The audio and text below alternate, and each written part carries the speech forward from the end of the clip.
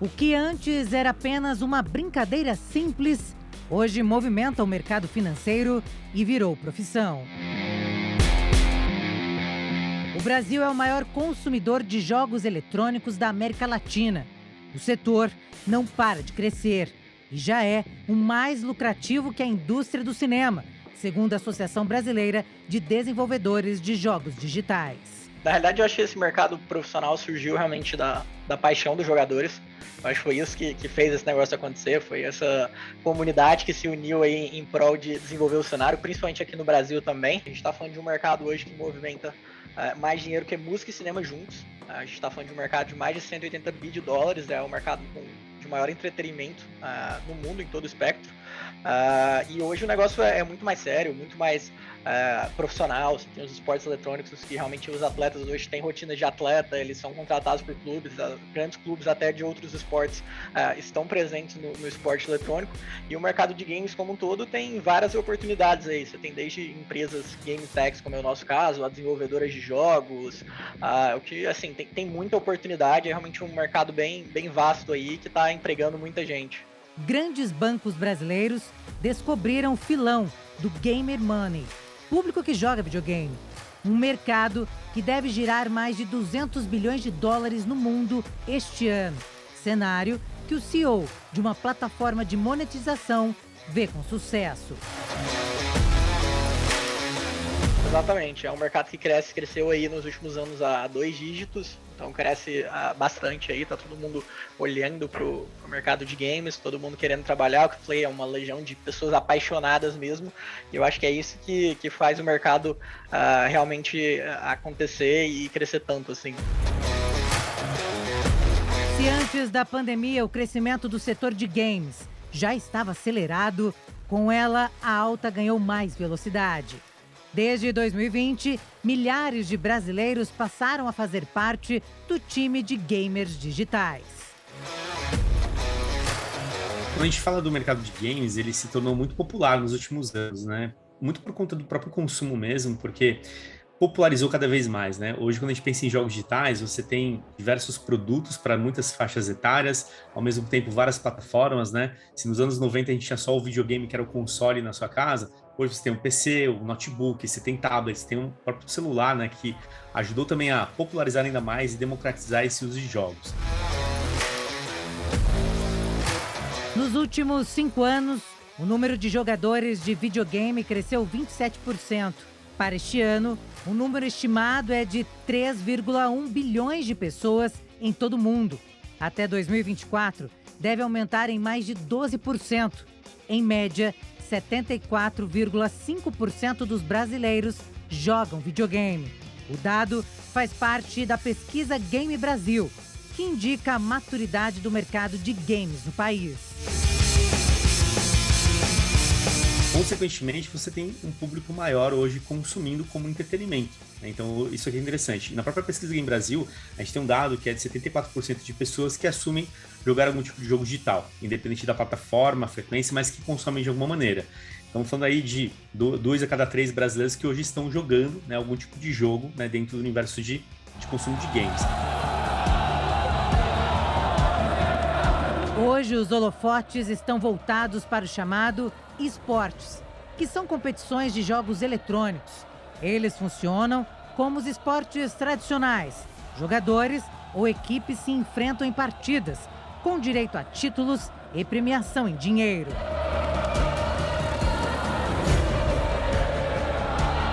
Acho que o jogador profissional, a grande diferença dele aí é que ele realmente está participando de um time ativamente, ele tem uma rotina de treinos e participa de campeonatos. Acho que isso que diferencia o hobby ali do profissional. Normalmente, dentro dos próprios jogos, você já tem os rankings, então o próprio jogo ali você está jogando, você ser bem bom nele, você começa a se ranquear e aí você começa a aparecer para eventualmente um time te fazer uma proposta e você começar a jogar profissionalmente. E eu acho que o que diferencia, eu falei, do hobby do profissional é justamente isso de você participar de campeonatos e ter uma rotina de treino realmente ativa ali. A primeira competição de esporte eletrônico com premiação ao final aconteceu na década de 70, na Universidade de Stanford. Mais tarde, no início dos anos 80, a Atari desenvolveu o primeiro torneio de grande visibilidade, com cerca de 10 mil participantes. E a partir de 2000, os esportes começaram a crescer, quando as primeiras organizadoras de campeonatos surgiram, deixando a área mais profissional. E que na época, o que acontecia eram empresas que acreditavam porque assim, a competitividade ela sempre aconteceu no mundo dos games. Se a gente voltar lá nos anos 90, por exemplo, tinha um campeonato de esportes de Mario, que eram diferentes, né, de Sonic, sabe, produtos que eram populares naquela época, mas de alguma forma tinha competitividade, era a pontuação, era o tempo que você terminava uma partida, por exemplo, então não tinha a história do multiplayer ainda, que nem a gente tem hoje, né, hoje o cenário competitivo é diferente, então é 5 contra 5, 2 contra 2, 1 contra 1, por exemplo, né? Então tudo isso mudou na questão do seu formato, mas ele aconteceu lá atrás. Eu acredito que a grande virada de chave foram algumas empresas que acreditaram nesse modelo competitivo para que ele se tornasse algo muito mais popular no sentido de entretenimento do que o jogo. A própria Riot Games com League of Legends é um pouco dessa história, né? São mais de 10 anos de League of Legends, construído através de um jogo, um único jogo, que foi se atualizando e se adaptando ao longo do tempo, trazendo justamente essa competitividade, os vários personagens, então tudo isso foi muito importante. Para entender o universo dos esportes eletrônicos, vamos destacar o que movimenta este setor. As empresas desenvolvedoras, que são responsáveis pela elaboração dos jogos, as organizações, que funcionam como clubes de futebol, alguns times do Brasil já investem em equipes de esportes eletrônicos, as ligas também fazem parte deste quadro. Elas são responsáveis pela realização dos torneios, criam regras de disputas e promovem captação de recursos para divulgar e promover o segmento. E as plataformas streamings são extremamente importantes para o cenário dos esportes. Elas fazem com que a popularidade de algum jogo ou até mesmo de um jogador cresça.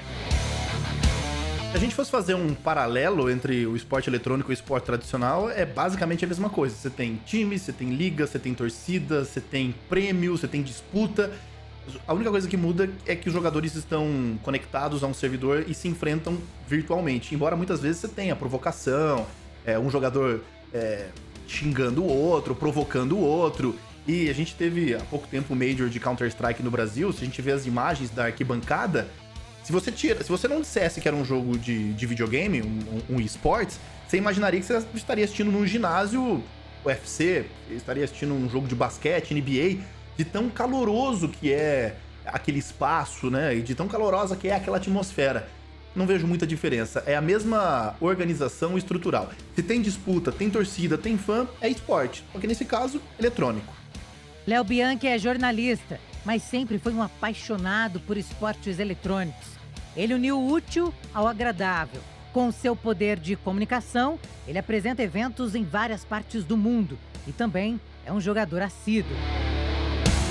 Eu sou jornalista, trabalhei 12 anos cobrindo futebol na TV Globo, então, assim, fazer reportagem de futebol, cobertura de Copa do Mundo, Olimpíada, MMA, mas eu sempre gostei muito de jogar. Só que anos atrás não era uma realidade profissional você deixar de fazer uma cobertura esportiva para fazer uma cobertura de esportes.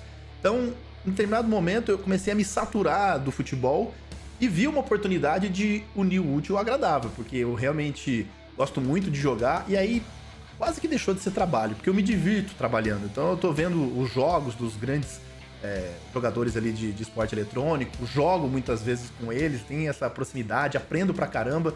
Então tem sido uma experiência bem divertida que eu não imaginei que fosse possível. Trabalhar cobrindo esporte eletrônico ou jogando videogame. E é muito legal. O especialista no assunto fala das principais competições e também os jogos que são sucesso.